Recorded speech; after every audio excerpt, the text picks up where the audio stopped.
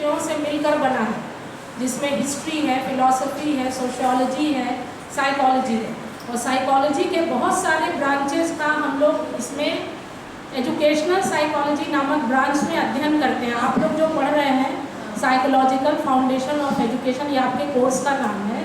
उसमें general psychology है, personality psychology, development जानेंगे कि वो किस दृष्टिकोण से क्लासरूम ग्रुप को देखते हैं, उनको समझते हैं और कैसे एक टीचर को अपने क्लासरूम ग्रुप के बच्चों के बिहेवियर को मैनेज करना चाहिए, उसके क्लाइमेट को कैसे बेहतर करना चाहिए। क्लासरूम का क्लाइमेट सिर्फ फिजिकल नहीं होता है, सोशल इमोशनल भी होता है। तो आज मैडम इसी बारे में आप लोगों को बताएंगी कि क्लासरूम ग्रुप, उसका सामाजिक और संवेगात्मक वातावरण और उसमें टीचर की क्या भूमिका होती है। अब मैं अपनी कलीग रंजीता मैडम को आमंत्रित करती हूँ कि वे आकांक्षी जी का संक्षिप्त परिचय दें। आपका बहुत बहुत धन्यवाद कि उन्होंने मुझे ये अपॉर्चुनिटी दी आज आप सबसे इंटरैक्ट करने की, and to all the teachers of education department की आप सब हिस्सा बने एंड इतनी इम्पोर्टेंस दी मुझे। Thank you so much. I am still very junior to all of them and there is a lot I will learn from the teachers here, and मुझे लगता है मैं आज यहाँ पे स्टूडेंट्स से भी बहुत कुछ सीखूंगी, क्योंकि जैसा कि मैम ने कहा, अगर हम यहाँ पे आज एजुकेशन में साइकोलॉजी का एक हिस्सा देख रहे हैं तो मैं भी यहाँ से वापस लेके जाऊँगी और अपने स्टूडेंट्स को बताऊँगी कि कैसे वो जो साइकोलॉजी पढ़ते हैं वो एजुकेशन में अप्लाई हो सकती है, उसका एप्लीकेशन क्या है। मैं जो टॉपिक आज कवर करने वाली हूँ वो है classroom as a social group, और इस सोशल ग्रुप में टीचर का क्या रोल होता है। तो इसके लिए सबसे पहले मैं आप सबको एक इमेज दिखाना चाहती हूँ और मैं चाहती हूँ आप सब मुझे बताएं यहाँ पे आप क्या देख रहे हैं। एक क्लासरूम है ये, ठीक है। कोई और कुछ और कहना चाहेगा?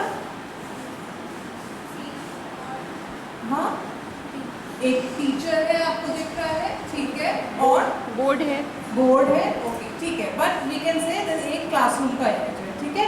अब मैं आपको एक ग्रुप की डेफिनेशन दिखाती हूँ। ये हमारी सोशल साइकोलॉजी में आती है। तो ये लाइट ऑफ हो जाए, आप सबको पीपीटी दिख रही है?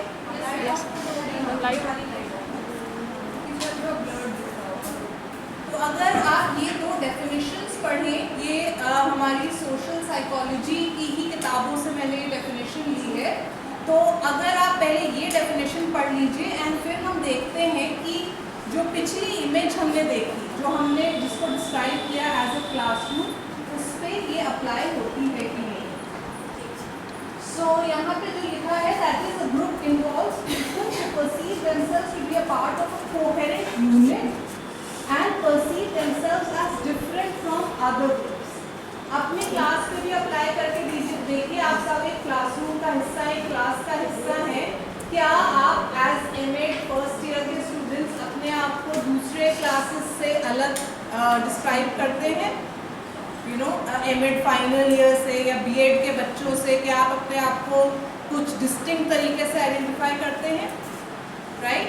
एंड आप सब में एक कोहेरेंस, एक एकजुटता होगी जो शायद आप दूसरे क्लास या फिर अगर आप दूसरे डिपार्टमेंट्स के बच्चों से अगर आप डिस्टिंग्विश करें तो उनसे आपको वो एकजुटता नहीं महसूस होती होगी।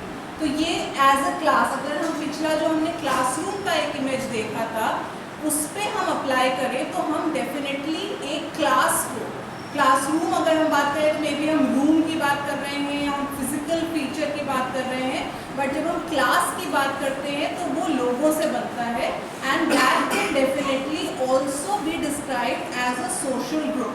कोई भी सोशल ग्रुप जो होता है वो दूसरी जो डेफिनेशन यहाँ पे दी हुई है, it consist of 2 or more people whose needs and goals cause them to interact with each other। आप सब यहाँ पे इस क्लास में क्यों बैठे हैं? What is the purpose behind this आपका presence in the classroom? हम कुछ नया सीखने के लिए, ठीक है, कुछ सीखने के लिए, कुछ पढ़ने के लिए। और यहाँ पे मैं ये कह सकती हूँ जितने बच्चे आए हैं उन सबकी यही नीड है, सबको करियर बनाना है, उसके लिए उनको ये डिग्री की ज़रूरत है, इसलिए आप यहाँ आए हैं। आप जॉब में आगे जाएंगे तो आपको वहाँ पे जो यहाँ से आप सीखेंगे वो आप अप्लाई करेंगे, वो आपकी नीड है, वो आपका गोल है। तो आप सबका कोई सिमिलर गोल है जिसकी वजह से आप यहाँ पे एक साथ मौजूद हैं। तो हम किसी भी क्लास को एक ग्रुप, एक सोशल ग्रुप की तरह डिफाइन कर सकते हैं। अब एज ग्रुप्स तो कई होते हैं हमारी लाइफ में, राइट। हमारा फैमिली ग्रुप होता है, हमारा फ्रेंड्स का सर्कल जो होता है वो एक ग्रुप होता है। ग्रुप्स तो ऐसे कई होते हैं हमारी लाइफ में, लेकिन जो स्कूल्स में, because you people will become teachers in schools, तो स्कूल का जो ग्रुप होता है, जो क्लास का ग्रुप होता है, उसकी क्या इम्पोर्टेंस है ये अभी हम आगे वैसे देखेंगे। लेकिन एक बहुत इम्पॉर्टेंट चीज़ ये है कि school is the first place जहाँ पे कि बच्चे जब छोटे होते हैं तो वो सीखते हैं कि हम सोसाइटी में कैसे बिहेव करेंगे। एक लार्जर सोशल ग्रुप जिसका कि वो हिस्सा है, उसमें हमें कैसे बिहेव करना है, हम ग्रुप्स में कैसे दूसरों के साथ रहते हैं, ये हम स्कूल्स में सबसे पहले सीखते हैं। जब हम स्कूल्स में जाते हैं तो सडनली हमें वहाँ पे ऐसे लोग मिलते हैं जिनके साथ हम बड़े नहीं हुए। हमें ऐसे लोग मिलते हैं जो हमारी एज के होते हैं। हमारी फैमिली में एक 1-1.5 साल का बच्चा अगर अपनी फैमिली में है तो वहाँ पे शायद उसके माँ बाप होंगे जो उससे बहुत बड़े हैं, शायद उसके ग्रैंड पेरेंट्स होंगे जो दूसरे एज ग्रुप के हैं, शायद उसके सिबलिंग्स भी होंगे जो भी उससे कम से कम थोड़े तो बड़े होंगे ही। उनका एक जो ओहदा है वो अलग होगा। जब हम स्कूल में जाते हैं, जब हम क्लास में जाते हैं तो सडनली हमें वहाँ पे ये पता चलता है कि ओ मेरे जैसे और लोग हैं जो मेरी ही एज के हैं, जो मेरे ही स्टेटस के हैं, और उनसे हमें कैसे इंटरैक्ट करना है, कैसे बिहेव करना है। सो दिस इज़ वाई जो classroom as a social group है वो बहुत इम्पॉर्टेंट चीज़ है। एक और जो इम्पॉर्टेंट एस्पेक्ट आता है दैट इज़ ग्रुप डायनेमिक्स का, ठीक है। तो ये भी मैं अभी आपको बता दे रही हूँ, फिर ये बीच बीच में मैं इसको लेती चलूँगी। तो डायनेमिक जो वर्ड होता है, ये आप सब ने, मैम ने जैसा कि अभी बताया, पर्सनालिटी भी पढ़ रहे हैं, तो पर्सनालिटी में भी शायद आपने वर्ड सुना होगा कि पर्सनालिटी को भी हम डिस्क्राइब करते हैं एज अ डायनेमिक ऑर्गेनाइजेशन, ठीक है। तो डायनेमिक का वहाँ पे क्या मतलब होता है, या किसी को जनरली पता है डायनेमिक शब्द का क्या मतलब होता है? यस, कोई चीज़ जो लगातार बदल रही है, कोई चीज़ जो लगातार चेंज हो रही है। तो पर्सनालिटी को भी हम कहते हैं कि ऐसा नहीं है कि आपकी एक बार पर्सनालिटी बन गई तो आपकी अब ज़िंदगी भर वही पर्सनालिटी रहेगी, उसमें थोड़ा बहुत तब्दीलियाँ, उसमें थोड़ा बहुत चेंज आता है।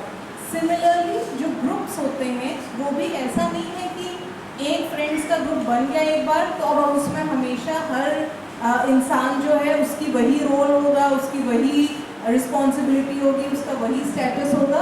इसमें कई चेंजेस आते रहते हैं और ये चेंजेस डिपेंड करते हैं हम किस तरीके से इंटरैक्ट करते हैं, आपस में हमारे रिलेशनशिप्स क्या हैं, हम किस सिचुएशन में अपने आप को पाते हैं। फॉर एग्जांपल अगर हम क्लासरूम की ही बात करें या class as a social group की ही बात करें, अब जैसे अगर मैं अभी इस सिचुएशन को डिस्क्राइब करूं तो यहाँ पे I am sort of taking the leader position, क्योंकि मैं यहाँ पे आपको अपनी बनाई हुई एक पीपीटी दिखा रही हूँ, मैं आपको कॉन्सेप्ट समझा रही हूँ, तो आई एम लीडिंग। मैं अब जिस तरफ इस लेक्चर को ले जाना चाहूँगी अगला उस तरफ ले जाऊँगी। अब अगर मैं आपसे ये कहूँ कि ठीक है अब मैं 2 मिनट ऐसा बैठ जा रही हूँ और अब आप में से कोई आए और मुझे अपने एक्सपीरियंस के बारे में बताए या मुझे अपने कोई उस कॉन्सेप्ट जो आपने पहले पढ़ा हो एजुकेशन का उसके बारे में बताए, तो वो डायनेमिक्स चेंज हो जाएंगे। अब वो जो बच्चा यहाँ पे आएगा, जो स्टूडेंट यहाँ आएगा, वो यहाँ पे टीचर आपके लिए बहुत ज़रूरी है कि आप ग्रुप डायनेमिक्स को समझें। आप ये नहीं सोच सकते कि जस्ट बिकॉज आप एक टीचर हैं और आप छोटे बच्चों के, आप चाहे जितने छोटे से छोटे, आप में भी 4 साल के बच्चों को पढ़ा रहे हैं, 5 साल के बच्चों को पढ़ा रहे हैं, वहाँ पे भी बच्चे लीडर का रोल ले सकते हैं, ठीक है। तो टीचर को ये नहीं सोचना चाहिए कि मैं टीचर हूँ, मैं बड़ी हूँ एज में, तो नेचुरली मैं ही लीडर रहूँगी हमेशा। अभी हम आगे देखेंगे कि कैसे ये डायनेमिक्स चेंज होते हैं, कैसे कभी कभार स्टूडेंट्स लीडर का रोल ले लेते हैं, and of course sometimes we want it as teachers, sometimes we don't want it as teachers. तो वो भी हम देखेंगे कि हमें कहाँ पे वो चीज़ करनी होगी। अब एक जो इम्पोर्टेंट चीज़ आती है वो है ये अगेन साइकोलॉजी में जब भी हम ग्रुप्स की बात करते हैं, हम किसी भी समूह की बात करते हैं, तो उसके जो बेसिक फीचर्स होते हैं वो ये होते हैं, ठीक है। हम जब भी ग्रुप्स की बात करते हैं तो हम ये कहते हैं कि उन ग्रुप्स में कुछ नॉर्म्स या कुछ रूल्स होंगे, ठीक है। अभी हम इनको डिटेल में डिस्कस करेंगे। जो उसके मेंबर्स होंगे उनके कुछ रोल्स होते हैं, ठीक है।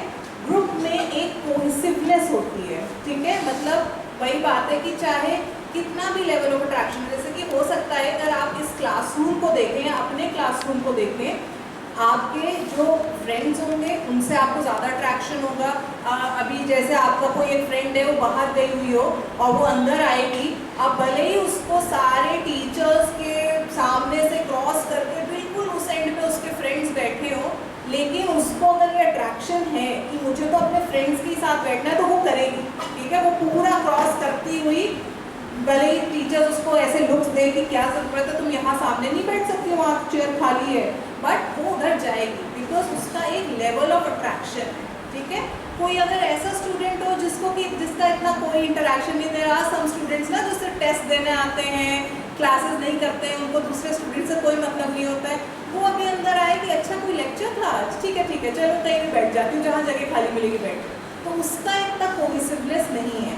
लेकिन हर ग्रुप, हर एक जो ग्रुप ऑफ पीपल है, उसमें कुछ लेवल ऑफ अट्रैक्शन तो होता ही है, चाहे वो ज़्यादा हो चाहे वो कम हो। ये आप चाहे जितने छोटे से छोटे ग्रुप की बात करें, अपने फ्रेंड सर्कल, अपनी फैमिली की बात कर लें, या बड़े से बड़ा ग्रुप, आपका देश हो गया, ठीक है। अब आपके देश के लोगों के लिए भी आपका एक अट्रैक्शन होता है। आप कहीं बाहर जाएं, आपने अक्सर ये सुना होगा कि बाहर जो इंडियंस रहते हैं वो दे सेलिब्रेट इंडियन फेस्टिवल्स एंड वो ऐसे मौके ढूंढते हैं कि वो कब दूसरे इंडियंस से मिल सकें, right. So that is because वो जब बाहर रहते हैं ना, तो उनका वो अट्रैक्शन अपने ग्रुप की तरफ बढ़ जाता है। सिमिलरली क्लासरूम में भी ये कोहेसिवनेस होती है, ठीक है। इसके अलावा स्टेटस होता है, अलग अलग आपको जो मेंबर्स होते हैं ग्रुप के, ऐसा नहीं है कि हर मेंबर एक ही स्टेटस पे होगा। इवन एक फ्रेंड्स का ग्रुप चाहे कितना भी कहे कि नहीं हम चारों तो एक बराबर हैं, we are all equal, even then somebody will have some different status, किसी का थोड़ा सा हायर स्टेटस होगा, वो डिसीजन ले लेगी कि आज क्लास जाएंगे तो सब जाएंगे, वो डिसीजन ले लेगी आज क्लास नहीं जाएंगे, आज बंक करते हैं, तो बाकी फ्रेंड्स मानेंगे, ठीक है। So there is some level of status also. तो ऐसे कई फीचर्स होते हैं। अभी हम जो आपके लिए इम्पोर्टेंट हैं फ्रॉम टीचर्स पर्सपेक्टिव, उनको हम डिस्कस करते हैं, जो ज़्यादा रेलिवेंट होते हैं क्लासरूम में। तो उसमें जो पहला फीचर आता है वो है नॉर्म्स का। नॉर्म्स वैसे जनरली आप पढ़िएगा मत, बिना पढ़े आप बताइए आप नॉर्म्स से क्या समझते हैं। शायद आपने कुछ टेस्ट्स भी इस्तेमाल किए होंगे जिसमें आपने नॉर्म्स का शब्द पढ़ा होगा। तो वो नॉर्म्स और जब हम सोशल ग्रुप के नॉर्म्स की बात कर रहे हैं तो क्या डिफरेंस होता है, या आपकी जनरल अंडरस्टैंडिंग क्या है नॉर्म्स की। हिंदी में बोलना चाहते हैं तो आप हिंदी में बताइए, नॉर्म्स को हिंदी में क्या कहते हैं। सोसाइटी में रहने का तरीका, हाँ, सोसाइटी में हम किस तरह से रह रहे हैं उसका कुछ नॉर्म्स है। ठीक है। सोसाइटी के कुछ नॉर्म्स होते हैं। आपने शायद ये सेंटेंस सुना होगा अपने पेरेंट्स से कि बेटा हमारे समाज के यही नियम है, आप हमारे समाज के हिसाब से चलें, ठीक है। आप हमारे समाज के नियम नहीं फॉलो करेंगे तो आपको समाज नहीं एक्सेप्ट करेगा, right. So sometimes there are rules, basically norms वो रूल्स होते हैं। रूल्स वर्ड हम क्यों नहीं इस्तेमाल कर रहे हैं, क्योंकि जब हम रूल्स की बात करते हैं तो वो कहीं ना कहीं फॉर्मल वाली बात हो जाती है, ठीक है। कहीं लिखा होगा, कहीं कोई रूल बना होगा, कहीं कोई नियम बना होगा, तो वो हम रूल कहते हैं।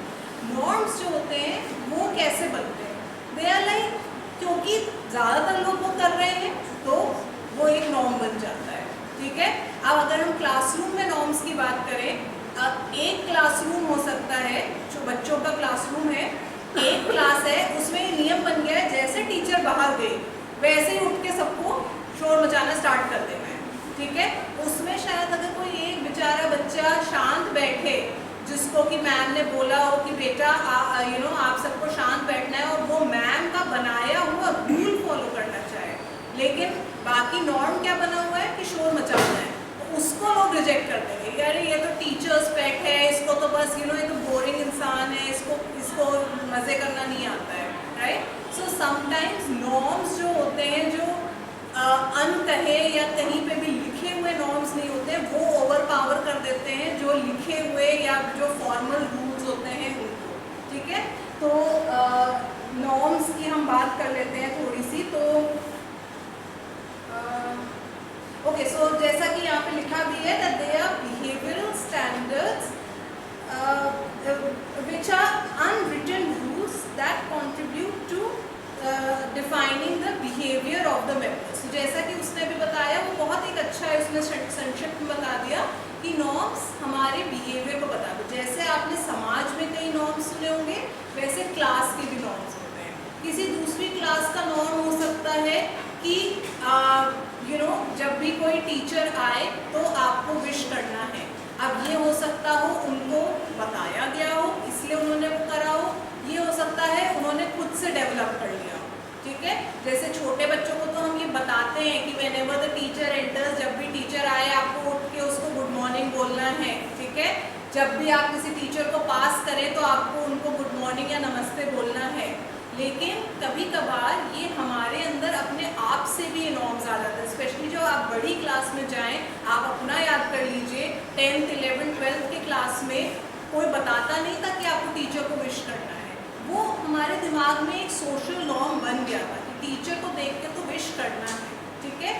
और नॉर्म्स की जो महत्व होती है, ऐसा नहीं है कि ये हम जब रूल्स की बात करते हैं तो हमें अक्सर ये लगता है कि ये तो हमें बांधते हैं, ठीक है, ये तो हमारे ऊपर रिस्ट्रिक्शंस लगाते हैं, ये मत करो वो मत करो। लेकिन कई बार नॉर्म्स जो होते हैं, सोशल नॉर्म्स जो होते हैं, वो हमें मदद भी करते हैं। मदद कैसे करते हैं? कभी किसी को किसी नॉर्म ने मदद किया है? आप जब पहले दिन कॉलेज में आए होंगे तो आप किन आपके दिमाग में क्या क्या नॉर्म्स थे, जो पुराने आपके एजुकेशनल एक्सपीरियंसेस थे, एकेडमिक एक्सपीरियंसेस थे, उनसे आप कुछ नॉर्म्स सीख के आए होंगे। उन्होंने आपको मदद की यहाँ पे? कोई एग्जाम्पल देना चाहेगा? जैसे कि मैंने अभी आपसे बात की, तो अब आप लेट्स से ये आपका पहला क्लासरूम है, आप पहले दिन इस क्लासरूम में आए, आपको बता दिया गया है इस रूम में आपकी क्लास होगी। अब जब आप अंदर आएंगे तो आप क्या करेंगे अगर आप पहले दिन आ रहे हैं? हाँ, एंटर करेंगे। चलो टीचर नहीं है अंदर, फिर क्या करोगे? ठीक है, अंदर आए, कंफर्म किया, किधर जाओगे? इस तरफ जाओगे या इधर जाओगे? बेंचेस की तरफ जाओगे या टेबल की तरफ जाओगे? बेंचेस की तरफ। अब ये भी तो एक नॉर्म है ना, क्यों? वो भी तो एक कुर्सी वहाँ भी तो रखी है, क्यों नहीं आप वहाँ जाके बैठ जा रहे हैं? आप क्यों इधर जाके बैठ रहे हैं? क्योंकि ये आपको पता है कि ये एक नॉर्म है कि वो टीचर की टेबल है, मैं टीचर नहीं हूँ, इसलिए मुझे स्टूडेंट की जगह पे बैठना है, ठीक है। दूसरा जो नॉर्म होता है कि अगर टीचर अंदर है, जो अभी आप लोगों ने कहा टीचर अंदर है, तो आप परमिशन लेके अंदर आएंगे, ठीक है। आप बिना परमिशन लिए अंदर नहीं घुस जाएंगे। अब कई बार ऐसा होता है, हम कॉलेज में जब होते हैं तो क्योंकि बच्चों का कोई टाइम तो फिक्स होता नहीं है और कभी भी अंदर बाहर करते रहते हैं, तो वो जब अंदर बाहर करते हैं ना, तो वो और बार बार पूछते हैं, तो वो इनफैक्ट हम लोग को डिस्टर्ब कर देता है एज ए टीचर। तो जैसे अब मैंने अपने बच्चों को ये बोल रखा है, मेरी क्लास का ये नॉर्म है, आप पूछ के नहीं आएंगे, चुपचाप अंदर आइए, जाके पीछे बैठ जाइए, क्योंकि डिस्टर्ब होता है। या तो फिर बाहर वेट करो कि जब मेरा सेंटेंस खत्म होए तब आप परमिशन लीजिए, या तो फिर वरना 3 लड़कियां आती हैं, एक आएगी मैम मैं कम इन, अंदर चली आएगी, फिर उसके बाद 30 सेकंड बाद दूसरी आएगी मैं कम इन, वो मेरा पूरा थॉट ब्रेक हो जाता है। सो अब वो दूसरा नॉर्म चेंज हुआ। अब शायद आप जब कॉलेज में आए आपको ये नॉर्म बताया गया, तो you are like oh okay ये कुछ नया है यहाँ पे, तो अब आप उसके हिसाब से अडैप्ट करेंगे। कैसे कपड़े पहनने हैं आपको, इसका भी नॉर्म हमको पता होता है। एक एकेडमिक इंस्टीट्यूशन में जा रहे हो तो आपको उस तरीके के कपड़े पहनने हैं जो एक एकेडमिक इंस्टीट्यूशन में एक्सेप्टेबल होंगे। कहीं घूमने जा रहे हो तो उस तरीके के कपड़े पहनोगे जो घूमने फिरने के लिए एक्सेप्टेबल होंगे, ठीक है। तो ये सब नॉर्म्स होते हैं। तो मैं ज़्यादा टाइम नहीं लूँगी, आप इसको पढ़ लीजिएगा। इसमें मैं आपको ये बताना चाहूँगी कि कुछ अलग अलग तरीके के नॉर्म्स होते हैं। हालांकि मैंने ऑलरेडी थोड़ा बहुत डिस्कस कर लिया है, लेकिन स्कूल्स में हम जब बात करते हैं, क्लासरूम से जब हम बात करते हैं, तो नॉर्म्स होते हैं जो कि मैनेजमेंट ऑफ एवरीडे लाइफ के होते हैं। जैसे टीचर बताता है ये करना है, ये नहीं करना है, ठीक है। सारे बच्चों को जैसे टीचर आए वो वाली सब्जेक्ट की नोटबुक निकाल लेनी है, बुक निकाल लेनी है, पिछले पीरियड की नोटबुक अंदर रख लेनी है, ठीक है। कभी कभार आप लोग इनफैक्ट मुझे ये ज़्यादा बता सकते हैं कि एजुकेशन में आपको तो पढ़ाया जाता होगा कि आपको बच्चों को कैसे ट्रेन करना है, उनके लिए क्या क्या रूल्स बनाने हैं। तो ये कुछ मैनेजमेंट ऑफ एवरीडे लाइफ के लिए, क्योंकि छोटे बच्चों से हम डील कर रहे हैं या जिनको इतना आदत नहीं है सोशल ग्रुप में, तो हमें उनको नॉर्म्स कई बार एक्सप्लिसिटली बताने पड़ते हैं, ठीक है। इसके अलावा कुछ नॉर्म्स होते हैं जो वैल्यूज़ को रिफ्लेक्ट करते हैं। यहाँ पे वो वाली चीज़ है जो मैंने आपको पहले बताई थी कि स्कूल्स में बच्चे सीखते हैं कि हमें सोसाइटी में या समाज में कैसे बिहेव करना है। तो जो वैल्यूज़ होती हैं, जैसे कि पेशेंस की वैल्यू है, ठीक है, सब्र की एक हमारे अंदर वैल्यू होनी चाहिए, सबको अपने अंदर सब्र पैदा करना चाहिए। इसके लिए स्कूल में हमको कई ऐसे बिहेवियरल नॉर्म्स दिए जाते हैं जिससे कि हमें सब्र करना आ जाता है। जैसे कि लाइन बना के वेट करो, ठीक है। कैंटीन के बाहर भी खड़े हो तो ये नहीं कि मुझे दे दो पहले कर रहे हो, सब लाइन बनाएंगे, वेट करेंगे, उससे हमारे अंदर सब्र आता है। तो ये चीज़ें हम कई बार स्कूल्स में सिखाते हैं। वैल्यूज़ की जो बात होती है वो भी हम नॉर्म्स के थ्रू सिखाते हैं।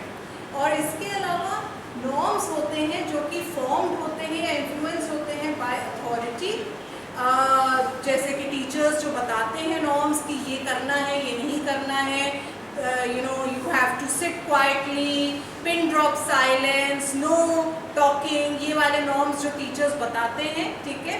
और कई इनफॉर्मल नॉर्म्स होते हैं, इनफॉर्मल नॉर्म्स जो कि अपने आप से डेवलप हो जाते हैं। जैसे कि अगर आप सब शायद कोएड में पढ़े होंगे तो कुछ सालों के बाद, एक पॉइंट के बाद बच्चे, लड़के और लड़कियां अलग अलग बैठने स्टार्ट कर देते हैं, ठीक है। 6th 7th के बाद अगर उन पे छोड़ दिया जाए, आप अपनी मर्जी से अपनी सीट डिसाइड कीजिए, तो आपने देखा होगा लड़कियां एक ग्रुप में एक तरफ बैठेंगी, लड़के एक ग्रुप में एक तरफ बैठेंगे, ठीक है। तो ऐसे कई इनफॉर्मल नॉर्म्स भी हैं जो डेवलप हो जाते हैं। तो इसमें जो नॉर्म्स की इम्पोर्टेंस होती है वो यही होती है that they bring about some psychological change, ठीक है। हमारे अंदर जिस भी प्रकार का, अगर आपको एज अ टीचर अपने क्लास में, लेट्स से आपका भी हम क्लासरूम मैनेजमेंट की बात बाद में करेंगे, लेकिन उसमें भी जब वही बात आएगी तो अभी उसको बता देते हैं कि जब आपका, लेट्स से आपका क्लासरूम है, बहुत शोर मचा रहा है, बच्चे बहुत शैतानी कर रहे हैं, तो आप कैसे मैनेज करेंगे? तो बात वही है, उस क्लास का नॉर्म बना हुआ है, हमें तो शैतानी करनी है, शैतानी करने वाले बच्चे तो कूल होते हैं, शैतानी करने वाले बच्चे तो वो ज़्यादा पॉपुलर होते हैं। इस नॉर्म को आपको एज अ टीचर बदलना होगा कि ये कोई अच्छी बात नहीं है और ये कोई रूल नहीं है, ठीक है। तो आप सबसे एक, अभी हम रोल्स की बात करेंगे, लेकिन उनका यूज़ करते हुए जो सबसे ज़्यादा शैतानी कर रहे हो उनको रोल असाइन करिए मॉनिटर बनने का, ठीक है। कि तुम्हारी रिस्पॉन्सिबिलिटी है कि तुम सबको चुप कराओगे, तुम्हारी, अगर मैं आई क्लास में और शोर मच रहा होगा तो मैं तुम्हें पकड़ूंगी। तो वहाँ कहीं ना कहीं धीरे धीरे क्लास में आप देखेंगे कोई चेंजेस आने स्टार्ट हो जाएंगे।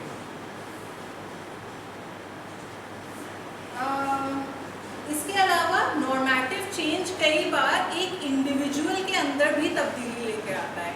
वही वाली बात जैसे हम करेंगे, जो बच्चा सबसे ज़्यादा शैतानी कर रहा है, सबसे ज़्यादा शोर मचा रहा है, उसको अगर आप असाइन करें कि तुम्हारी रिस्पॉन्सिबिलिटी है, तो कहीं ना कहीं उसके अंदर भी आप देखेंगे कि चेंज आया है, ठीक है। या कोई बच्चा है जो बिल्कुल घबराता है, शांत बैठा रहता है, आपको लगता है एज ए टीचर में पता चल जाता है कि बच्चे को आंसर आ रहा है, लेकिन वो बच्चा घबराहट में बोल नहीं रहा है। अगर आप इस चीज़ को भी उसके लिए बदलना चाहते हैं तो आप उसको थोड़ा सा इंकरेज करना स्टार्ट कीजिए, ठीक है। तो ये सारी चीज़ें होती हैं। इसके बाद जो दूसरी चीज़ आती है that is roles in the classroom, ठीक है। तो दूसरा एस्पेक्ट आता है सोशल ग्रुप्स का, दैट इज़ रोल्स। तो रोल्स भूमिकाएं होती हैं। हर ग्रुप में, हम जिस भी ग्रुप के मेंबर होंगे वहाँ पे कुछ ना कुछ हमारे रोल्स होते हैं। ये जो रोल्स होते हैं ये डिफाइन करते हैं हम उस ग्रुप में कैसे बिहेव करेंगे, दूसरे मेंबर्स के साथ हम कैसे इंटरैक्ट करेंगे, दूसरे मेंबर्स हमें कैसे ट्रीट करेंगे, ये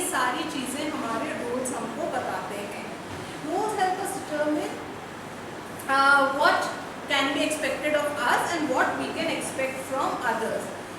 अब मैं इस पर ज़्यादा टाइम नहीं स्पेंड करूँगी, मैं आती हूँ कि इसका क्लासरूम में क्या होता है, that is in the form of role conflict. ठीक है, क्लासरूम में बड़े फिक्स्ड रोल्स होते हैं.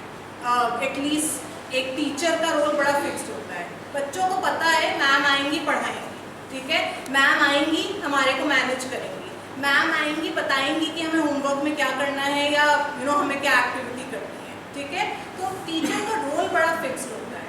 लेकिन कभी कभार टीचर के रोल में कुछ कॉन्फ्लिक्ट्स आते हैं, तो वो आपको समझना है कि आपको कैसे मैनेज करने हैं. और उस टीचर के रोल के कॉन्फ्लिक्ट्स कई बार स्टूडेंट्स के रोल्स के साथ भी होते हैं. तो किस किस प्रकार से रोल्स होते हैं, किस किस प्रकार से कॉन्फ्लिक्ट होते हैं, तो उसमें एक तो होता है एक ही रोल के अंदर कॉन्फ्लिक्ट. आप एक टीचर हैं, अब कई बार एज अ टीचर हमें ये होता है कि स्ट्रिक्ट टीचर बनना है. ठीक है, बच्चों को लाइन पर रखना है, बच्चे शैतानी नहीं करने चाहिए, हमारे क्लास के बच्चे वेल बिहेव्ड होने चाहिए. लेकिन साथ ही साथ हम फ्रेंडली भी होना चाहते हैं. हम ये भी नहीं चाहते हैं कि बच्चे हमको बहुत पनिशमेंट वाला टीचर की तरह परसीव करें या बहुत ही एक डिसिप्लिनेरियन की तरह परसीव करें. हम चाहते हैं कि बच्चे हमारे साथ कंफर्टेबल हों. अब ये मेरे टीचर के ही रोल में एक कॉन्फ्लिक्ट आ रहा है. ठीक है, तो इसको मैं कैसे मैनेज करूँ, ये हमको एक कॉन्सेप्ट हमको डिटरमाइन करना होता है, इससे डील करना होता है. इसके अलावा जो एक कॉन्फ्लिक्ट आता है that is between different roles of the same individual. आपके दो रोल्स हैं और उसी में कॉन्फ्लिक्ट हो रहा है. ठीक है, जैसे कि टीचर का role as a teacher and teacher का रोल एज अ एडमिनिस्ट्रेटर. कई बार टीचर्स जो होते हैं उनका काम पढ़ाना भी होता है और उनका काम एडमिनिस्ट्रेशन भी करना होता है. अब इन दो रोल्स में भी कभी कभार कॉन्फ्लिक्ट आता है. ठीक है, आपको लगता है कि आपका जो क्लास है, आपकी जो पढ़ाई टीचिंग है, उसमें it is more important for you to get very comfortable with students, interact one-on-one with them. लेकिन एज एन एडमिनिस्ट्रेटर आपके पास उतना टाइम नहीं है कि आप वो चीज़ कर पाएँ. ठीक है, तो वो कई बार, जैसे कि मैंने कई इंस्टीट्यूशंस में, स्कूल्स में देखा है, स्पेशली जब बड़े बच्चे होते हैं, उनका जो क्लास टीचर होता है वो उनको कोई सब्जेक्ट नहीं पढ़ाता है. तो मैंने वहाँ पे ये रोल कॉन्फ्लिक्ट बहुत ज़्यादा देखा है. अब भाई वो क्लास टीचर तो है, लेकिन वो कैसे उन बच्चों को जानेगा जब तक वो कोई पढ़ाएगा नहीं. ठीक है, तो वहाँ पे ये चीज़ आती है. ये वाली कॉन्फ्लिक्ट एक बार स्टूडेंट्स में भी आती है. ठीक है, कि हमें सबसे अच्छा स्टूडेंट भी बनना है, हमें मैम का फेवरेट भी होना है, लेकिन मुझे तो मेरे फ्रेंड्स को भी इम्प्रेस करना है, मुझे तो फ्रेंड भी बनाने हैं. तो अगर फ्रेंड्स कह रहे हैं कि क्लास बंक करें तो हम कैसे ना बंक करें. ठीक है, तो ये एक कॉन्फ्लिक्ट भी आता है कई बार स्टूडेंट्स की तरफ से. एंड बिटवीन इंडिविजुअल्स, दो लोगों के अलग अलग रोल्स हैं लेकिन उनमें कॉन्फ्लिक्ट आ रहा है. ये वो वाली बात है, मानिए मैं एक टीचर हूँ. ठीक है, मैं आई, अब मैं चाहती हूँ कि मैं इस क्लास में, स्पेशली बच्चों की क्लास है जो 7th 8th ग्रेडर्स होते हैं, जो एडोलेसेंस, प्री एडोलेसेंस में होते हैं ना. अब मैं चाहती हूँ कि यहाँ पे मैं अपने आप को प्रोजेक्ट करूँ एज मोर नॉलेजेबल. ठीक है, मुझे सबसे ज़्यादा नॉलेज है, मुझे आपसे ज़्यादा नॉलेज है. ठीक है, मैं बच्चों को पढ़ाना चाहती हूँ, मैं कुछ उन्हें समझाना चाहती हूँ. हर क्लास में या कई बार क्लास में एक वो बच्चा होता है जो अपने आप को ये प्रूव करना चाहता है कि मैम मुझे तो आपसे भी ज़्यादा आता है. आपने कभी एक्सपीरियंस किया है sir? Right, there is always one or mostly there is some child, जो स्पेशली मैंने कहा ना बड़ी क्लासेस होती हैं, उसमें ज़रूर कोई ना कोई बच्चा होता है, उसको ये प्रूव करना होता है कि मुझे तो मैम से भी ज़्यादा आता था, उनको तो कुछ भी नहीं आता है. राइट, अब ये एक कॉन्फ्लिक्ट हो गया कि टीचर भी वही रोल लेना चाहती है, स्टूडेंट भी वही रोल लेना चाहता है, और इन दोनों में कॉन्फ्लिक्ट हो रहा है.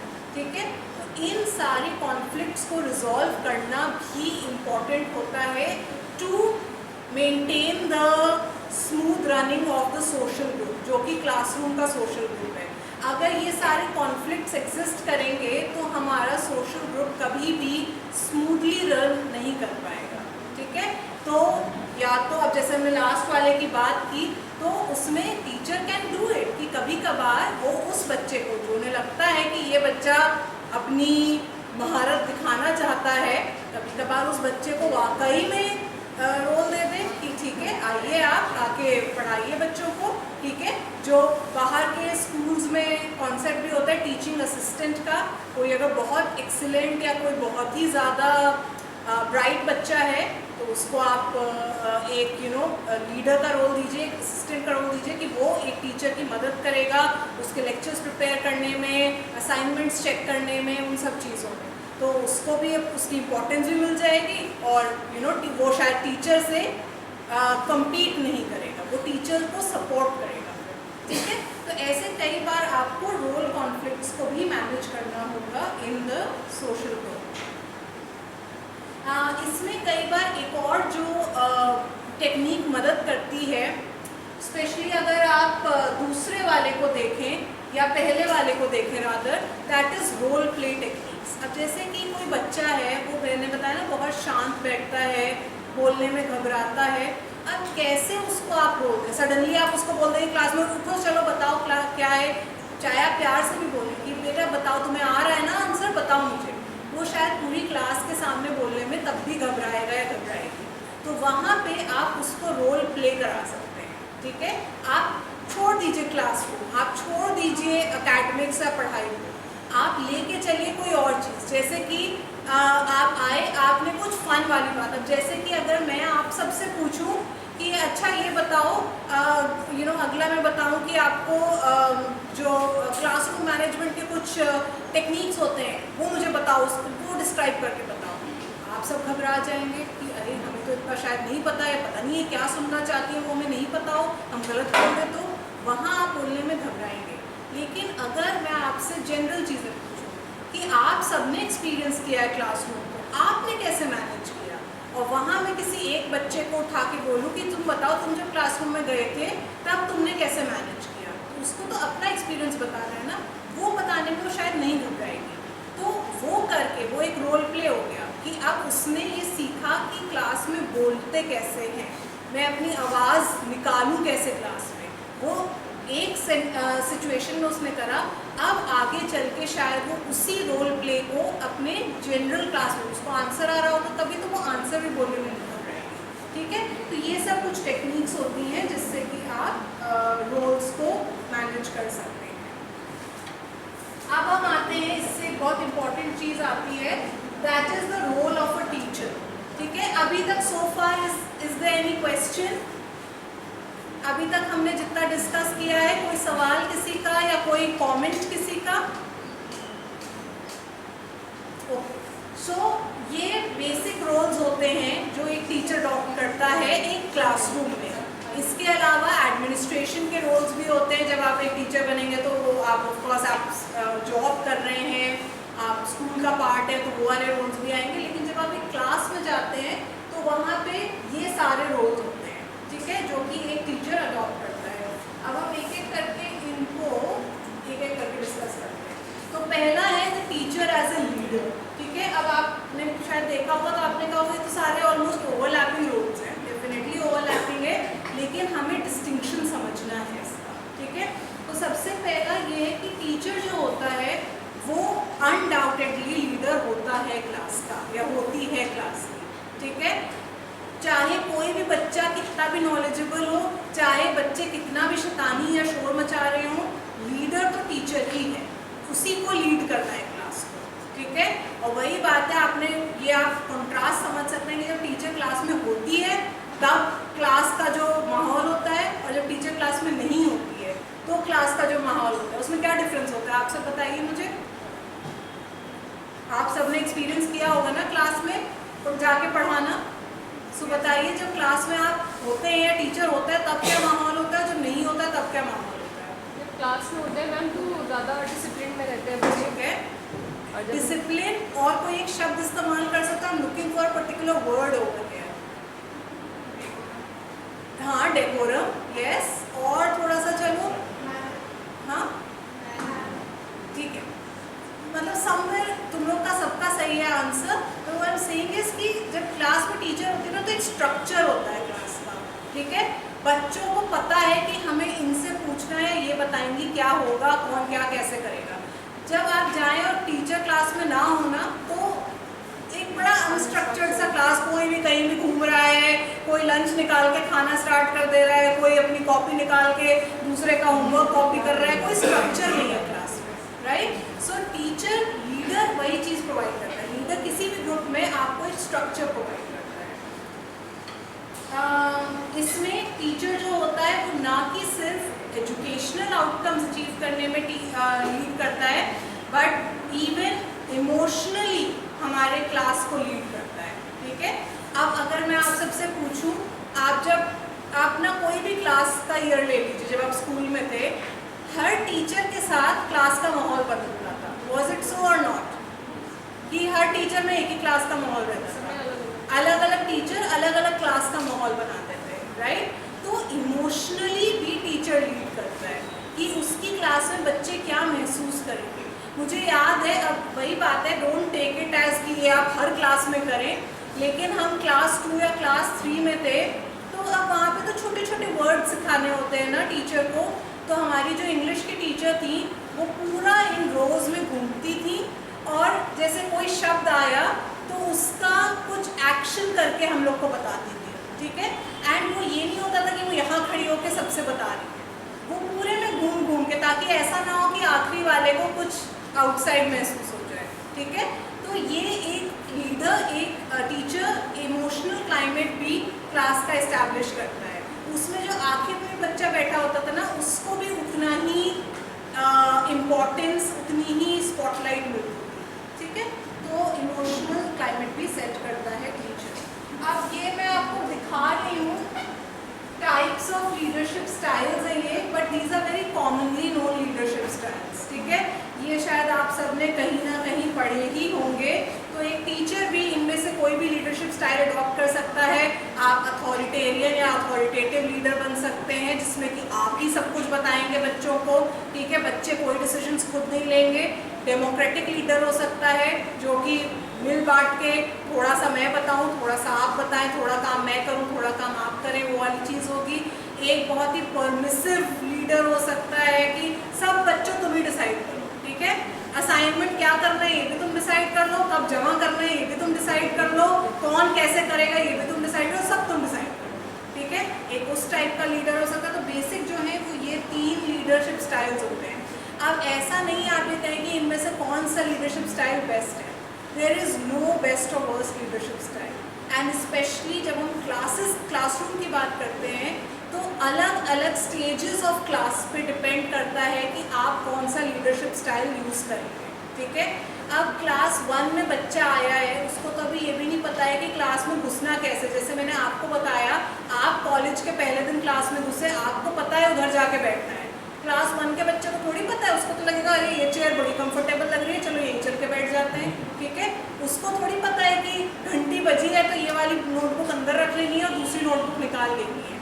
तो वहाँ पे कहीं ना कहीं आपको थोड़ा सा अथॉरिटेरियन लीडरशिप स्टाइल ज़्यादा लेना पड़ेगा, जिसमें कि you will tell and you will take the responsibility of instructing. ठीक है, जैसे जैसे बड़े होते जाते हैं बच्चे, वैसे वैसे, जैसे कि आप सब ने एज पोस्ट ग्रेजुएट स्टूडेंट्स, आपके टीचर्स से ये सुना होगा, तुम क्लास 2 के बच्चे जो हम तुम्हें बताएंगे कि ये कैसे करना है, कि ये कौन से पंच शीट पे लिख के लाना है, कि फाइल कैसे बनती है, ये तो तुम्हें खुद पता होना चाहिए, राइट? सो वहाँ पे जब बच्चे बड़े हो जाते हैं, बड़े एकेडमिक सिचुएशंस में, we give a bit more of use more of democratic style, कि थोड़ा सा हम हेल्प कर देंगे आपको, लेकिन स्पून फीड नहीं करेंगे आपको।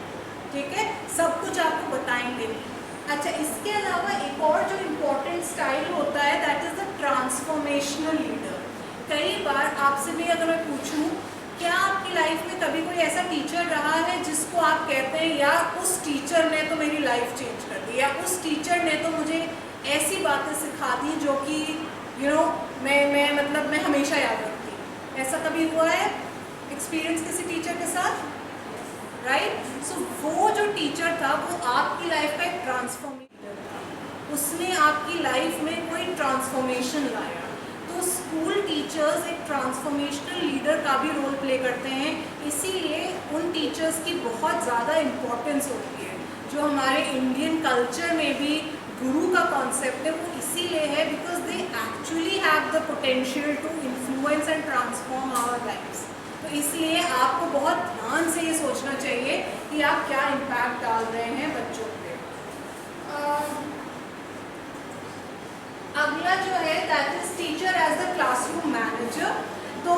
भाई नेचुरली किसी भी क्लासरूम का या किसी भी क्लास का या किसी भी एकेडमिक इंस्टीट्यूशन का क्या गोल होता है, ये तो तुम लोग को मुझे बताना चाहिए, तुम लोग एमएड स्टूडेंट्स हो।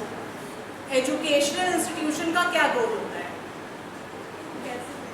हाँ जोर से मुझे शायद सुनाई नहीं देता है। हाँ कैसे मैनेज करना है, ठीक है, मगर बच्चे स्कूल जाते क्यों हैं? नॉलेज लर्निंग, ठीक है, लर्निंग करने के लिए, कुछ सीखने के लिए, ठीक है। तो एक क्लासरूम का बहुत इम्पॉर्टेंट एस्पेक्ट ये होता है कि उसको हमें उसकी एजुकेशनल गोल्स को हासिल करना है। हमारे जो बच्चे आए हैं, जो क्लास में बैठे हैं, वो आज कुछ सीख के जाएं, ठीक है, या आज या थ्रू आउट द क्लासरूम या थ्रू आउट द क्लास वो अपनी नॉलेज को इंक्रीज करें। और उसके लिए क्लासरूम मैनेजमेंट बहुत इम्पोर्टेंट है। तो अभी अगला आएगा क्लासरूम इंस्ट्रक्टर, जहाँ की ऑफकोर्स टीचर पढ़ा रहा है तो वो भी टीचर का रोल है, लेकिन सिर्फ पढ़ा देने से नहीं है। जैसे कि मैं आई क्लास में, सब बातें कर रहे हैं, मुझे जो पढ़ाना था मैं पढ़ा के चली गई, आपने कुछ सीखा? नहीं सीखा ना, तो क्लास का गोल तो नहीं अचीव हुआ, राइट। तो टीचर का रोल क्लास को मैनेज करना भी है, सिर्फ इंस्ट्रक्शन दे देना टीचर का रोल नहीं है, क्लास को मैनेज करना भी टीचर का रोल है। अगर एक बच्चा है जो कि बुली हो रहा है क्लास में और उस वजह से वो क्लास की बातों को सही से समझ नहीं पा रहा है, या वो क्लास अटेंड नहीं कर रहा है, या उसका ध्यान नहीं लग रहा है, तो वो भी टीचर का काम है कि वो समझे और उस सिचुएशन को मैनेज करे, ठीक है। तो क्लासरूम मैनेजमेंट ये होता है। इसका आई थिंक अगर मैं इसका एक एग्जांपल देना चाहूँ कि आप जैसे अगर किसी ऑर्गेनाइजेशन की बात करते हैं, किसी कंपनी की बात करते हैं, तो वहाँ पे जो सीईओ होता है या जो बॉस होता है, वो जैसे अपनी कंपनी को मैनेज करता है ना, वैसे ही टीचर क्लासरूम को मैनेज करता है। तो क्लासरूम में जो प्रोडक्टिविटी होगी वो काफ़ी हद तक डिपेंड करती है टीचर पे। इसके भी कुछ क्लासरूम मैनेजमेंट स्टाइल्स होते हैं, ठीक है, तो मैं बहुत जल्दी इसको कवर करती हूँ। पहला है जो है एम्पावर स्टाइल। इसमें बेसिकली इन्होंने ये मॉडल आपने पढ़ा तो नहीं है? उनको मैनेजमेंट मॉडल नहीं पढ़ना है। नहीं पढ़ना। हाँ, तो आगे मैं आगे कर दूँ इसको? आगे। ठीक है, आप लोग इसको बाद में चाहे तो देख लीजिएगा। पीपीटी शेयर कर देना हाँ, मुझे ठीक के है, ग्रुप ठीक में। है।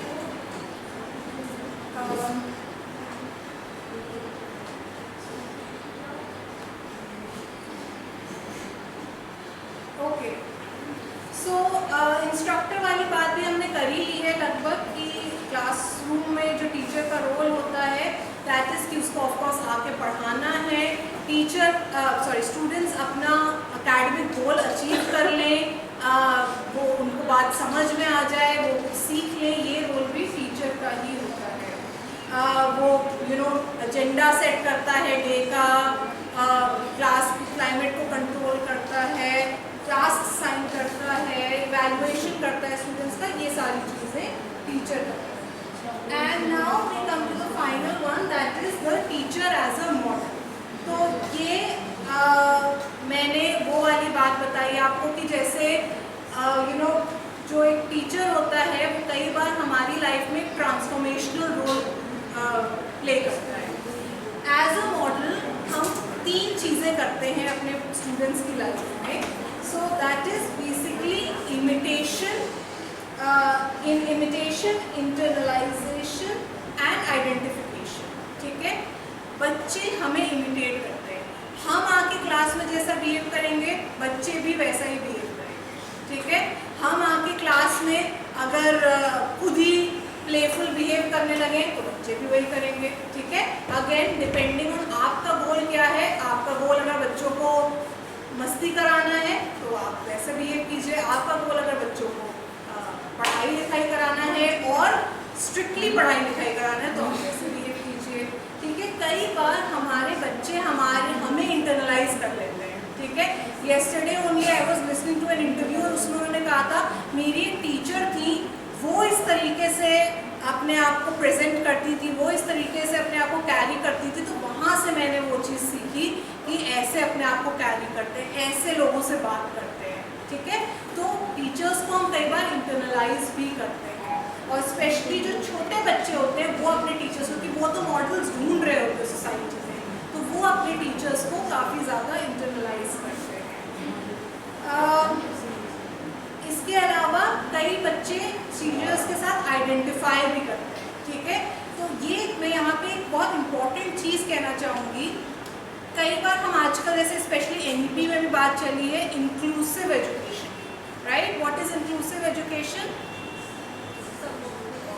समावेशी शिक्षा, जिसमें मतलब रिगार्डलेस कोई भी कम्युनिटी या फिर कैसे भी हैं बच्चे, सबको इकट्ठे एक साथ नीचे पढ़ाएं। मतलब हम अब बात कर रहे हैं कि आप डाइवर्सिटी लाइए अपने क्लास में, और डाइवर्सिटी किस प्रकार की? Social diversity. सोसाइटी में हर प्रकार का इंसान है, तो अगर आप ये कह रहे हैं कि क्लास में बच्चा सोसाइटी में जाना सीख रहा है, तो क्लास में भी आप डाइवर्सिटी लेके आइए, ठीक है। तो उसमें हर कल्चर का, हर कम्युनिटी का, हर एबिलिटी स्टेटस का बच्चा होना चाहिए। अब इन दूसरे डाइवर्सिटी के साथ हम कैसे बिहेव करेंगे? हम तो 5-6 साल के बच्चे हैं, हम तो 10 साल के बच्चे हैं, हमें क्या पता दूसरे लोगों से कैसे बिहेव करना है, दूसरे कल्चर के बच्चों के साथ कैसे बिहेव करना है, दूसरी लैंग्वेज के बच्चों के साथ कैसे बिहेव करना है। तो टीचर का यहाँ पे काम होता है कि वो मॉडल बने और वो उनको सिखाए कि तुम्हें ऐसे बिहेव करना है। एंड अगेन, ये ज़रूरी नहीं कि आप उनको बोल के बताएं कि बेटा तुम्हें उससे ऐसे बात करनी है या तुम्हें बैठ के उसके साथ लंच करना है। आप ये अनसेड नॉर्म्स बना दीजिए अपने क्लास में, ठीक है। कि जैसे कई बार टीचर्स करते भी हैं कि वो सीटिंग अरेंजमेंट उस हिसाब से कर देते हैं कि आपको उस दूसरे बच्चे के साथ बैठना ही पड़ेगा।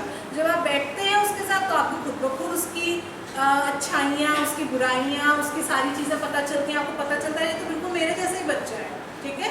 सो identification is also important. Okay, अब जब हम सोशल ग्रुप की बात करते हैं ना, तो उसमें इंटरपर्सनल रिलेशंस भी आते हैं। जैसा मैम ने भी बोला था कि when we talk about classroom climate, तो उसमें सोशल रिलेशंस भी आ जाते हैं, राइट। तो इंटरपर्सनल रिलेशंस जो होते हैं क्लासरूम में, वो 2 प्रकार के होते हैं। एक तो आपके फॉर्मल सिस्टम होता है, ठीक है, जो कि वही बात है कि जो अथॉरिटी से एजुकेशन कॉन्टेक्स्ट में आया है, टीचर का रिलेशन ये होगा बच्चों के साथ, मॉनिटर का रिलेशन ये होगा बाकी स्टूडेंट्स के साथ, लीडर का रिलेशन ये होगा बाकी बच्चों के साथ, और कुछ इनफॉर्मल सिस्टम्स होते हैं, ठीक है। इनफॉर्मल सिस्टम जैसे कि आपस में जो चल रहा होता है कि ये बच्चा पॉपुलर है, ये बच्चा थोड़ा सा रिजेक्टेड है, ये तरीके के कुछ इंटरपर्सनल सिस्टम्स इनफॉर्मली चल रहे होते हैं, और ये दोनों सिस्टम्स आपस में एक दूसरे को इन्फ्लुएंस करते हैं। इसका अगर मैं आपको एक एग्जांपल दूं, तो फॉर्मल सिस्टम कैसे इन्फ्लुएंस करता है। अब लेट्स से मैं एक टीचर हूँ, मैं आई और मैंने एक बच्चे को फेवर करना स्टार्ट किया क्योंकि वो बच्चा बहुत अच्छा है, ठीक है। मैं जो सवाल पूछ रही हूँ उसका जवाब वो दे रहा है, मैंने उसके लिए क्लैपिंग करवा दी क्लास में, मैंने उसकी बहुत तारीफ कर दी। नेचुरली उसका इनफॉर्मल सिस्टम में भी स्टेटस ऊपर चला जाएगा, ठीक है। So formal system influences the informal one and informal also influences the formal system, ठीक है। कई बार जो बच्चे पॉपुलर होते हैं वो ज़्यादा टीचर्स से इंटरेक्ट करते हैं, ज़्यादा उनसे बात करते हैं, ठीक है। सो ये दोनों आपस में एक दूसरे को इन्फ्लुएंस करते हैं।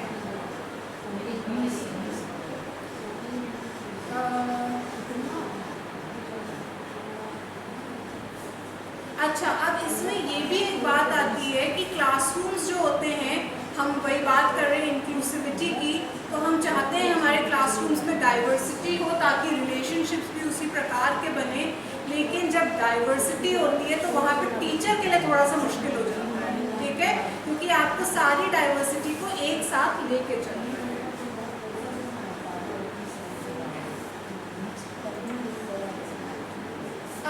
तो इसमें जो अब एक और इम्पॉर्टेंट चीज़ आती है वो है लीडर्स और फॉलोअर्स। हर क्लासरूम में, हर क्लास में कुछ लीडर्स होते हैं। जैसे मुझे, अब मैं आपकी क्लास में आज आई हूँ, लेकिन मुझे आज ही देख के पता चल गया आपकी क्लास में कौन लीडर्स हैं और कौन फॉलोअर्स हैं। लीडर्स जो होते हैं उनके पास पॉपुलैरिटी भी होती है, उनके पास पावर भी होती है और उनके पास प्रेस्टीज भी होता है, ठीक है।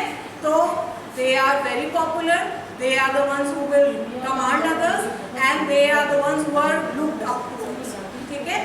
जो एक मिडिल क्लास होती है ना हमारी क्लास, जैसे हमारी बाहरी सोसाइटी में upper class, middle class, lower class होती है, वैसे ही क्लासरूम में भी upper class, middle class, lower class चल रहा होता है। अपर क्लास लीडर्स का होता है, मिडिल क्लास होता है जो फॉलोअर्स होते हैं, रिजेक्टेड नहीं है लेकिन वो फॉलोअर्स, वो जो नहीं होते हैं जो लीडर्स के आगे पीछे 2-3 बच्चे घूम रहे होते हैं, वो आपका मिडिल क्लास होता है, ठीक है। और लोअर क्लास जो बिल्कुल रिजेक्टेड होता है। अब टीचर की ये रिस्पॉन्सिबिलिटी है कि वो कैसे इसको एक बैलेंस करके चले।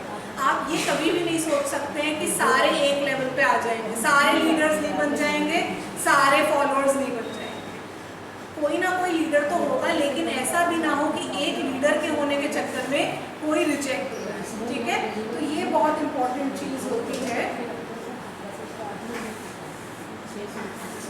इसके अलावा एक और चीज़ मैं लूँगी, उसके बाद बस हम क्लासरूम क्लाइमेट पे आते हैं, दैट इज़ फ्रेंडशिप्स, ठीक है। अब ये भी जैसा कि मैंने बताया कि इनफॉर्मल जो क्लासरूम क्लाइमेट होता है, क्लासरूम रिलेशनशिप्स होते हैं, वो बहुत इंपॉर्टेंट होते हैं। तो उसमें जो चीज़ आती है दैट इज़ फ्रेंडशिप्स, ठीक है। तो बहुत इंपॉर्टेंट चीज़ है, ये नहीं है कि आप टीचर बन के जा रहे हैं तो आप ये कह रहे हैं बच्चों की दोस्तियों ने उन्हें बर्बाद कर दिया है। वो सोशल, मैंने जैसा कि कहा ना, वो बाहरी सोशल वर्ल्ड में कैसे एडजस्ट करेंगे वो सीख रहे हैं इस क्लासरूम के अंदर। तो यहाँ पे वो जैसे दोस्ती बनाएंगे उसी में तो वो एडजस्ट करना सीखेंगे, ठीक है। तो आपको प्रमोट करना चाहिए कि बच्चों के बीच में आपस में फ्रेंडशिप्स बने, आपको उन्हें इनफ स्पेस देना चाहिए कि वो आपस में out of the academic environment interact कर सके, लेकिन उसमें ये भी नहीं होना चाहिए कि कोई रिजेक्ट हो रहा है या कोई बहुत ज़्यादा ओवर पावर कर रहा है, ठीक है। तो अब उसके लिए एक थोड़ा सा इम्पॉर्टेंट चीज़ जो आती है, जो कि आई डोंट नो आपने पढ़ी हो और मैम आप बताइएगा ये पढ़ाने की ज़रूरत है कि नहीं, कि एज ए टीचर आप कैसे आइडेंटिफाई करेंगे कि आप क्या, तो बच्चों के आपस की दोस्तियाँ हैं ना, बच्चों के आपस में फ्रेंडशिप है, तो आपका एज ए टीचर कैसे पता चलेगा कि उनके बीच में क्या दोस्ती है या कौन रिजेक्टेड है या कौन क्या है। तो उसके लिए आप ये कुछ मेथड्स यूज़ कर सकते हैं। उसमें एक तो है क्लासरूम नैरेटिव्स का, बच्चे हैं उन्हीं से पूछ लो, आपस में थोड़ा इन्वॉल्व हो उनके साथ, तो आपको पता चल जाएगा। इसका मैं एक एग्जाम्पल देना चाहूँगी। हम जब स्कूल में थे तो क्लास 3 तक हमारा जैसे सेक्शन A था, ठीक है। क्लास 3 के बाद थोड़े बच्चे कम हुए होंगे, जो भी हुआ होगा, उन्होंने A और B सेक्शन को कंबाइन कर दिया, लेकिन टीचर्स ने तो कंबाइन कर दिया, एडमिनिस्ट्रेशन ने तो कंबाइन कर दिया, लेकिन जो फ्रेंडशिप्स थी वो मतलब बिल्कुल A सेक्शन वाले A सेक्शन के साथ ही रहते थे, B सेक्शन वाले B सेक्शन के साथ ही रहते थे, और ये चीज़ ऑलमोस्ट क्लास 7 या 8 तक चलती है। अब एक टीचर को ये कैसे समझ में आएगा कि ये क्या हिस्ट्री है इसकी, ठीक है। 5th या 6th स्टैंडर्ड में जो टीचर आएगा उसको ये कैसे पता चलेगा। तो उस क्लासरूम का जो नैरेटिव होगा ये जानना टीचर के लिए इम्पोर्टेंट होता है। और दूसरा एक जो मेथड होता है सोशियोमेट्री का, ये भी आप सब देख सकते हैं। इसमें भी हम बच्चों से पूछ लेते हैं, भाई बता दो कि तुम इन बच्चों में से किसको चूज़ करोगे for studies, for play, for interaction, entertainment, जो भी, और वो जिसको टिक करते हैं उससे आपको पता चल जाता है कि अरे इस बच्चे को तो किसी ने चूज़ नहीं किया है, अच्छा ये 3 बच्चों ने आपस में चूज़ किया है, तो ये इसका मतलब एक ग्रुप है, ठीक है। तो ऐसे करके आपको पता चलता है। ओके,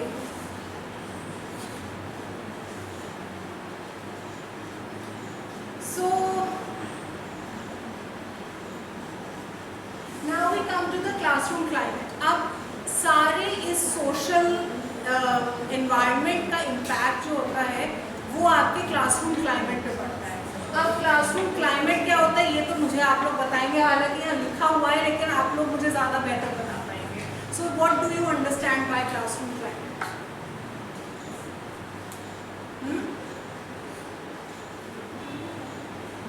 आप सबने पढ़ा होगा ना क्लासरूम क्लाइमेट क्या होता है। क्लाइमेट क्या होता है? मौसम, ठीक है। चलो आज का क्लाइमेट कैसा है, ठीक है। अब सोशल क्लाइमेट क्या होता है?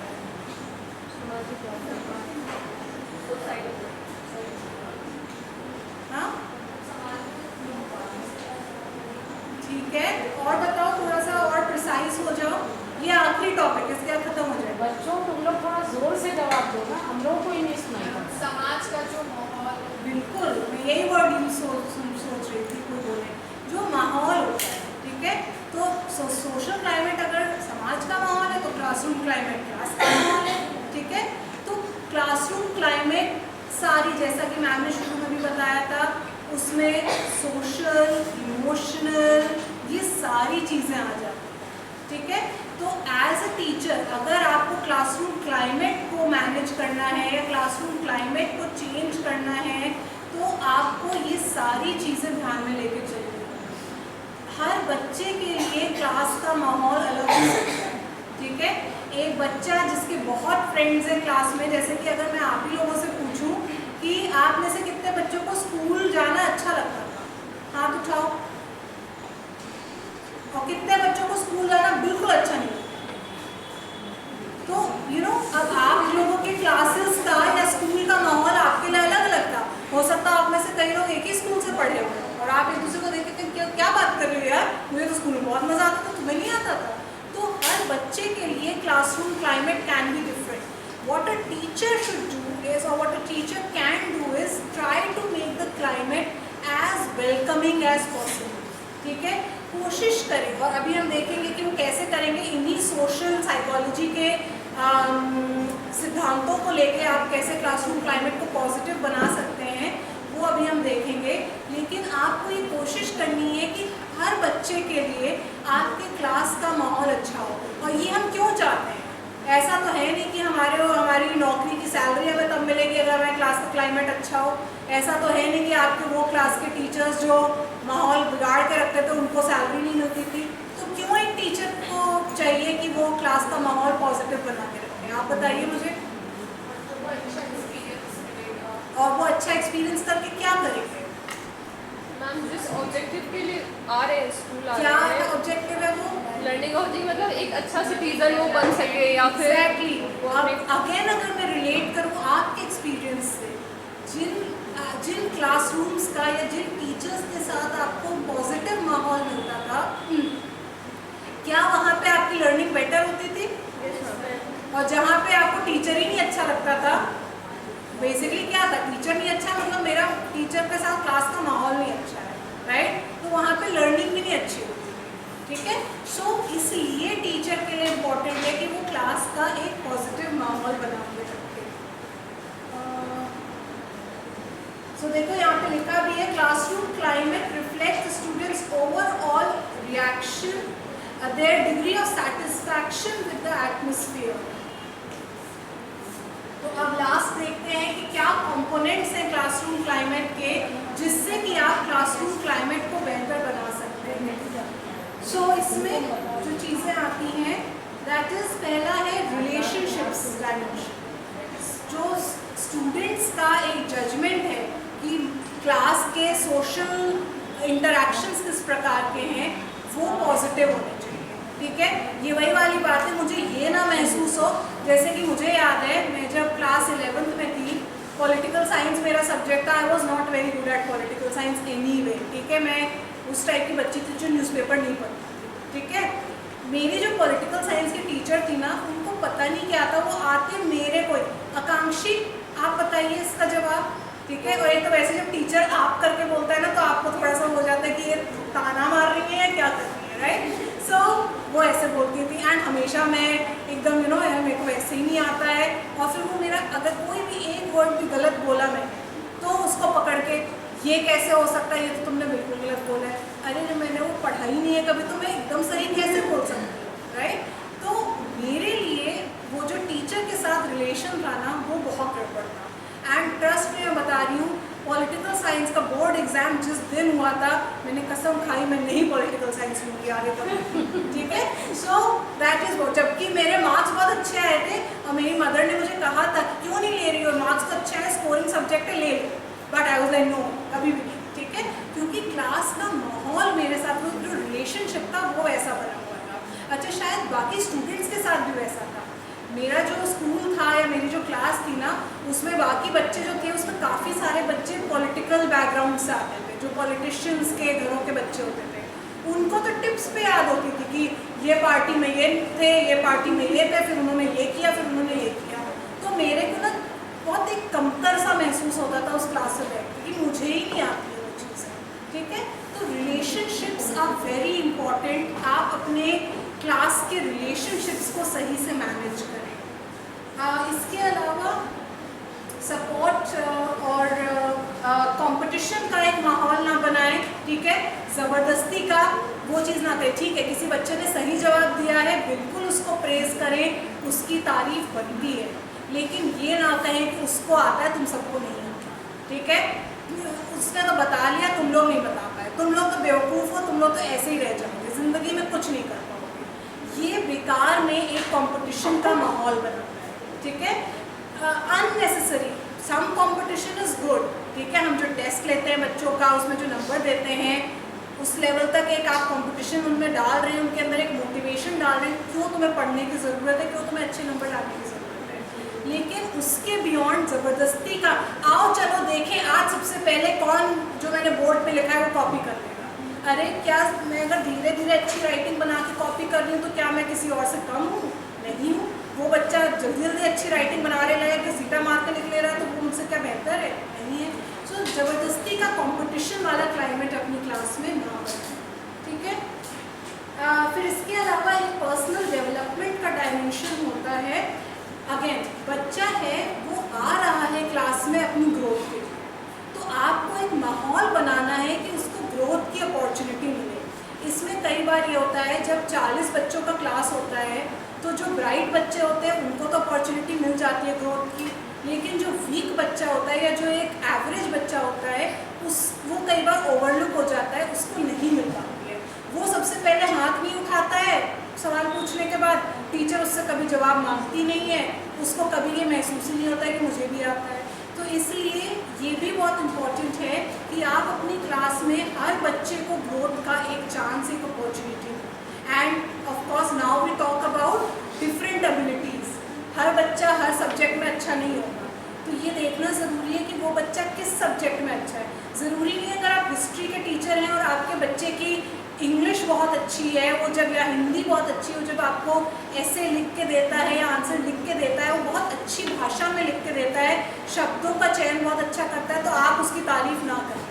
आप हिस्ट्री के टीचर हैं तो तब भी आप तारीफ़ कीजिए कि बेटा तुम्हारी लैंग्वेज के ऊपर कमांड तो बहुत अच्छी है, ठीक है।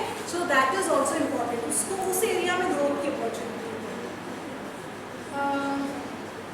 Third one is the system management dimension. इसमें क्या होता है, students judgment about the classroom organisation, clarity, classroom management, behaviour, ये सारी चीज़ें, ठीक है। तो वही वाली बात है कि अल्टीमेटली ये नहीं है कि आप आए, रिलेशनशिप्स बन गई, पढ़ा दिया, बच्चों को ग्रोथ का चांस दे दिया, वो सब तभी पॉसिबल होगा अगर क्लासरूम एक सिस्टमैटिक फॉर्म में चलेगा। और सिस्टमैटिक फॉर्म का मतलब ये नहीं कि आपने एक बार एक सिस्टम बना दिया तो हमेशा वही सिस्टम रहेगा। इस सिस्टम में बदलाव होने की भी ज़रूरत होगी, और एज ए टीचर आपको उस सिस्टमिक चेंज को एम्ब्रेस करना है और उसको लेके आना है, ठीक है।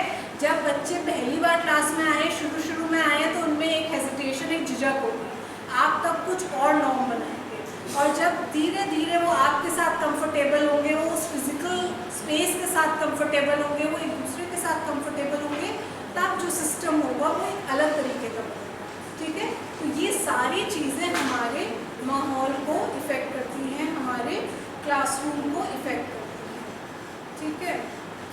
ये सब जो है ये सिस्टम चेंज, क्लासरूम क्लाइमेट को आप कैसे बेहतर बना सकते हैं उसकी कुछ टिप्स दी हुई हैं, कि एक पॉजिटिव क्लाइमेट में क्या क्या चीज़ें होती हैं। म्यूचुअल सपोर्ट होता है, इंटरपर्सनल अट्रैक्शन होता है, ओपन कम्युनिकेशन होता है, ये नहीं कि सिर्फ टीचर बोले जा रहे हैं, बच्चों को भी मौका देना चाहिए कि वो अपनी बात आके रख पाए। नॉर्म्स जो हैं वो सबकी सक्सेस चेंज कर दो आप। अच्छा,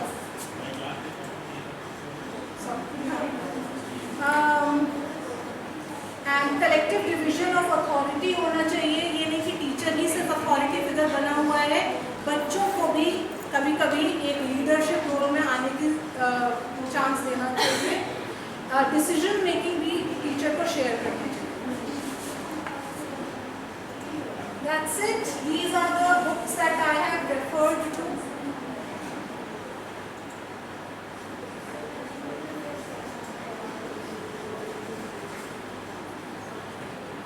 लास्ट में शायद स्लाइड्स थोड़ी सी इधर उधर हो गई हैं, बट बेसिकली आई होप आपको क्लियर हो। आप अगर कोई भी क्वेश्चंस हो या मैम अगर आप कुछ बताना चाहें, मैंने कहीं पे कोई चीज़ मिस की हो तो आप वो अलग से पहले आप तुम बैठ जाओ, बच्चे प्रश्न कुछ पूछे। जी जी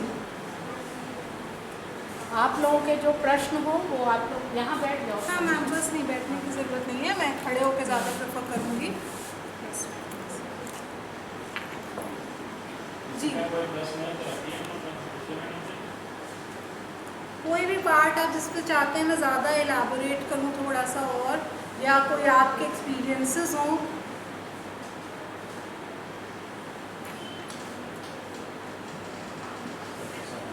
उनको जाके बोलना पड़ेगा तब पूछेंगे शायद।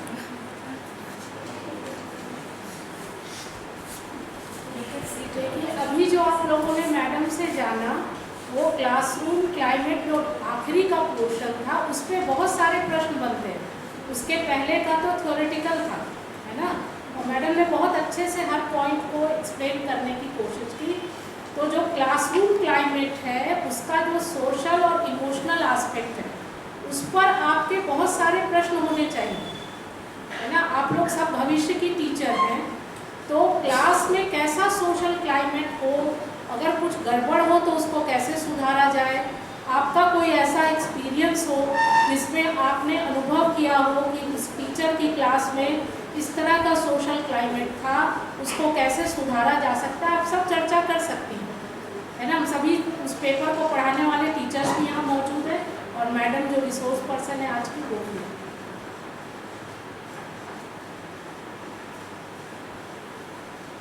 इमोशनल क्लाइमेट भी होता है, जैसा मैडम ने शुरू में फ्रेंडशिप के बारे में बताया कि क्लास में अलग अलग तरह की फ्रेंडशिप होती है। तो अगर बहुत अच्छी फ्रेंडशिप हो आपकी क्लास में किसी से तो इमोशनल क्लाइमेट अच्छा हो जाता है। और टीचर का अगर स्टूडेंट के साथ बढ़िया इंटरेक्शन हो, जैसा मैडम ने अपना पॉलिटिकल साइंस के टीचर के बारे में बताया कि वो मेरी गलती ही निकालते रहते थे, तो उनको उस सब्जेक्ट से ही विरक्ति हो गई, है ना।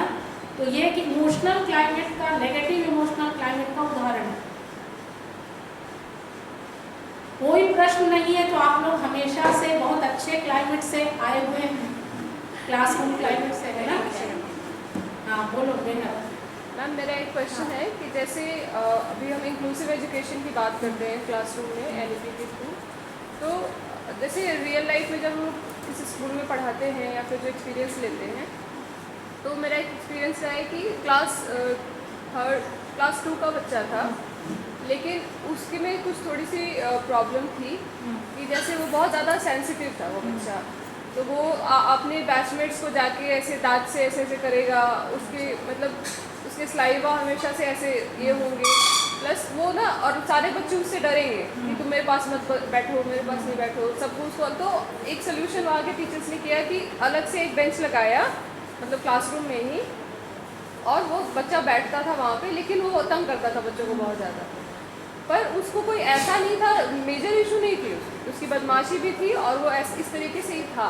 तो उसके क्लास में पढ़ाना बहुत मुश्किल होता था, क्योंकि वो रहेगा क्लास में, तो वो आप जैसे बोर्ड पे पढ़ाएंगे वो बच्चों को टीज़ करेगा बहुत ज़्यादा, और इतनी ज़्यादा टीज़ करेगा कि उसको आपको अलग बैठाना होगा बिल्कुल सामने। तो ऐसे सिचुएशंस को हम कैसे उसको इंक्लूसिवली कर सकते हैं अच्छे से? देखो एक बात तो ये है कि प्रॉब्लम क्या है, ठीक है। अब अगर उसको कोई फिजिकल प्रॉब्लम है तब तो आप समझिए पहले, लेकिन कई बार बच्चे शैतानी जो करते हैं वो एक तरीका होता है अटेंशन सीख करने का, ठीक है। और स्पेशली अगर